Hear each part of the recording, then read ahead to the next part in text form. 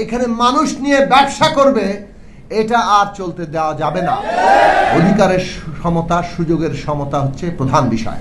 আমার এমপ্লয়ারকে কে আমাকে চাকরি দিল, নিয়োগপত্র লাগবে না? ওইটা তো পরিচয়। তো সেই পরিচয় যদি না দেন, তার মানে আপনার কোনো নিশ্চয়তা নাই। এখন এইরকম যে অবস্থা, টেন্ডার, ঘুষ, নিয়োগপত্র নিশ্চয়তা নাই, চাকরির নিশ্চয়তা নাই, যে কোনো সময় নাই হয়ে যেতে পারেন, মন গড়া বেতন, কোনো ভাতা নাই, মাতৃকালীন ছুটি পর্যন্ত নাই, এই রকম যে বর্ণনা আপনারা দিয়েছেন, এই বর্ণনা শুনে এই যে একটা দাসত্বের একটা অবস্থা, এই অবস্থা আমাদেরকে ব্যথিত করে যে বাংলাদেশ আসলে কোন জায়গায় আছে অনেক সময় আমরা ঠিকমতো বুঝিও না, জানিও না দেশের সাধারণ মানুষরা কোথায় আছে। কাজে এই অবস্থা, আজকে যখন আমরা একটা ফ্যাসিস্ট সরকারকে বিদায় করেছি, আমাদের দেশের ছাত্র শ্রমিক জনতার একটা অভূতপূর্ব আত্মত্যাগের মধ্য দিয়ে, সেইখানে অধিকারের এত বড় বৈষম্য কোনোভাবে চলতে পারে না। আগামীর বাংলাদেশে যে অধিকারের বৈষম্য আপনাদের ক্ষেত্রে ঘটছে, এটা চলতে পারে না। পরিষ্কার কথা, আপনাদের চাকরির নিশ্চয়তা দিতে হবে। কিভাবে করবেন আপনারা ঠিক করেন।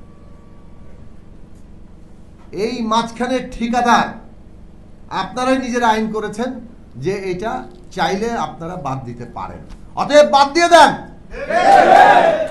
ঠিকাদার এখানে প্রয়োজন নাই। আপনাদের পরিশ্রমের টাকা অন্য কারো পকেটে যাওয়ার কোনো দরকার নেই।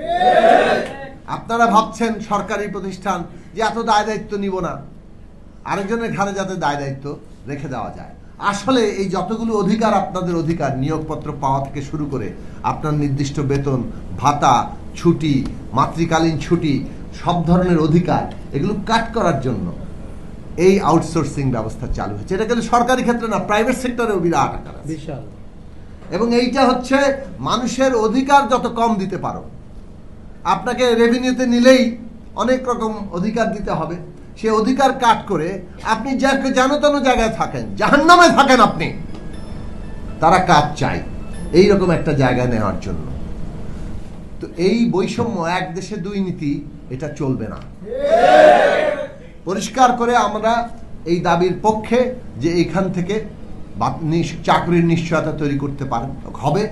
এবং এই ক্ষেত্রে অন্তত পক্ষে এ যাবৎকালীন যত আউটসোর্সিং এর কর্মচারী আছেন, তাদেরকে একটা পুল হিসেবে, পুল মানে হচ্ছে এরা একটা এদের সংখ্যা নির্দিষ্ট করতে হবে, এবং এটা সরকারি পুল, অর্থাৎ এরা তাদের চাকরির নিশ্চয়তা দেওয়া হলো। এবং এই চাকরির নিশ্চয়তা দেওয়া হলো মানে প্রজেক্ট শেষ হলে এই পুল থেকেই লোক নিয়োগ করতে হবে। মানে আপনাদের আর কোনো ঠিকাদারের দরকার নাই। এখানে সরকার খুব সহজেই এই 5 লক্ষ এটাকে একটা পুল হিসেবে ঘোষণা করতে পারে, এবং তারা যারা এখন বিভিন্ন জায়গায় কর্মরত আছেন, কোথাও যদি কোনো প্রজেক্ট শেষ হয়ে যায়, নতুন প্রজেক্টে এখান থেকেই লোক নিতে হবে, নির্দিষ্ট বেতন সবার নির্দিষ্ট খাতে যেতে হবে। এবং যদি লোকজনের স্ক্রিনিং করতে হয়, অর্থাৎ লোক নিয়োগের একটা সরকারি প্রক্রিয়া, সেটা আপনারা চালু করেন। কিন্তু আউটসোর্সিং এর নামে সব অধিকার কাটল করে কতিপয় ঠিকাদার এখানে মানুষ নিয়ে ব্যবসা করবে, এটা আর চলতে দেওয়া যাবে না। আমরা পরিষ্কার করে বলি, মাননীয় প্রধান উপদেষ্টা রক্তের উপর দাঁড়িয়ে এই সরকার, তারা বৈষম্যহীন বাংলাদেশ গড়ার প্রত্যয় ব্যক্ত করেছেন, নতুন রাজনৈতিক বন্দোবস্ত প্রতিষ্ঠার প্রত্যয় ব্যক্ত করেছেন।